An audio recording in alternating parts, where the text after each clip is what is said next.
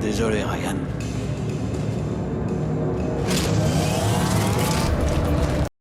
Et bonjour à toutes et à tous, on se retrouve sur le Mac de Doctor Who, et donc aujourd'hui on va parler de Graham.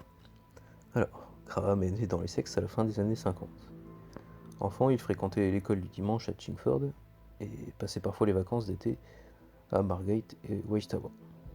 Après le décès de sa mère, le père de Graham s'est débarrassé de toutes ses affaires très vite, incapable de les garder. Il dit à Graham qu'elle était partie et que maintenant c'était terminé. Il a travaillé comme chauffeur de bus, ayant autrefois un superviseur dont il se souvenait qu'il se comportait comme Thomas Edison. Après sa retraite, il est resté en contact avec ses amis qui travaillaient également comme chauffeur de bus. Il était passionné de plantes intérieures. La favorite de Graham était un bégonia qu'il nommait Vera. Une fois, il est parti en voyage à Blackpool, et donc il a oublié d'apposer ses plantes, et Vera s'est flétrie à sa grande déception.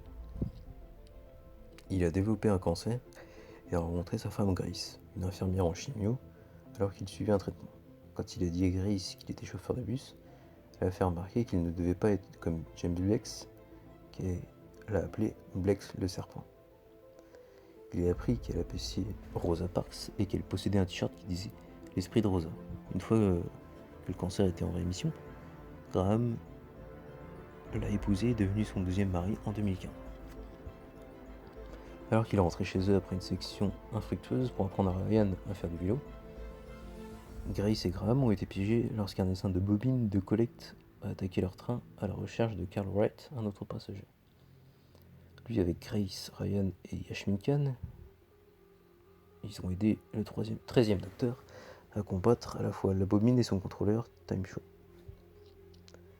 Alors que le docteur se rétablissait chez lui et chez Grace, il fit le tour de Sheffield pour demander si quelqu'un avait vu quelque chose d'inhabituel. Plus tard, Grace et Graham ont suivi les ordres du docteur de se faire passer pour des chefs de chantier et d'évacuer le chantier sur lequel Carl travaillait, afin que le docteur, Ryan et Yasmine puissent le sauver. Cependant, les bobines de collecte étaient toujours actives. Time Shaw les utilisait pour endommager la grue sur laquelle Ryan et les autres se trouvaient. Malgré les protestations de Graham, Grace a grimpé et a détruit la créature en l'électrocutant avec des câbles sous tension. Cependant, Grace a également été électrocutée au cours du processus et est tombée au sol. Mortellement blessée, elle meurt dans les bras de Graham, après lui avoir dit de ne pas avoir peur sans elle. Après sa mort, Graham a organisé ses affaires dans des boîtes. Au funérailles de Grace, Graham a expliqué comment Grace l'avait inspiré pendant leur mariage de 3 ans et s'était senti coupable de ne pas être mort à sa place. Quelque temps après les funérailles, Graham a aidé le docteur à construire un téléporteur pour l'emmener à son TARDIS. Bien qu'il ait eu l'intention de rester, lui, avec Yasmine et Ryan, ont été accidentellement emmenés avec elle. Croyant que la paire était des bonus dans le rallye des 12 galaxies, Ångström ramassa Ryan et Graham hors de l'espace et les transporta à bord de son vaisseau. Sur Désolation, il a trouvé Yasmine et le docteur qui avaient également été sauvés par Epso, le rival d'Ångström, lorsqu'il est de venir à la dernière étape du rallye. Les rivaux accompagnés du docteur et de ses amis ont été chargés par Eileen, le maître du rallye, de parcourir la planète à la course. Le premier à atteindre l'arrivée au Ghost Monument gagnait 3,8 millions de crines et le salut de la surface au style de la planète. Le docteur découvrit que le monument fantôme était en fait son TARDIS, entrant et sortant progressivement de la réalité. Après que le docteur ait stabilisé le TARDIS, Graham y est entré pour la première fois et le docteur a tenté de le ramener chez lui. Ryan et Yaz.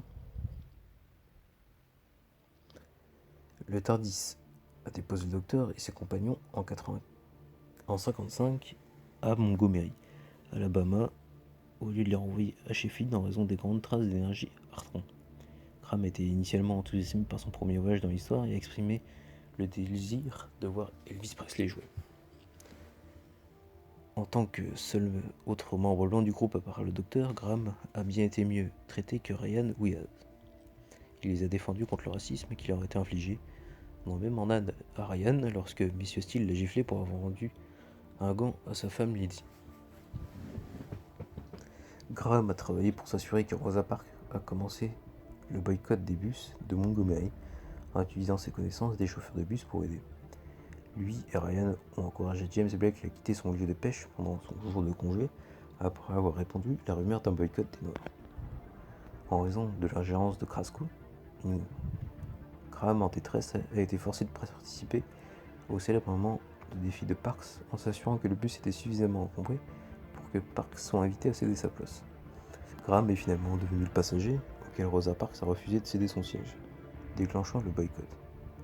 Le docteur montra plus tard à ses compagnons une histoire de la vie de Rosa et comment elle avait un impact durable sur l'histoire de l'univers en les emmenant sur l'astéroïde 284-996 Rosa Parks.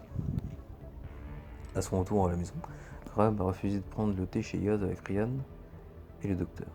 Au lieu de cela, il est rentré chez lui où il a aménagé que Grace était toujours en vie, en lui disant de réparer les choses dans la maison comme elle l'avait demandé. En deuil, il a commencé à sentir ses aliments, malgré sa vision de Grace lui disant que cela ne l'aidait pas. Il a entendu un bruit à l'étage et il a eu inquiété trouvant une araignée anormalement grande. S'enfuyant chez Yaz, il informa Ryan et le docteur de ce qu'il a vu. Il les a rejoints pour enquêter plus avant, donnant à Ryan une lettre de son père qu'il a trouvée à la maison. Bien que Ryan l'ait pris, il a rejeté la lecture tout de suite. Après avoir traité les araignées géantes, Graham a décidé de se joindre au docteur du Tardis car il ne voulait pas simplement rester dans sa maison et s'attarder sur son chagrin. Et donc voilà, c'est tout pour cet épisode sur Graham. Comme d'habitude, si vous avez aimé, un petit like. S'il y a des précisions qui mériteraient d'être ajoutées, un petit commentaire. Et ce sera tout.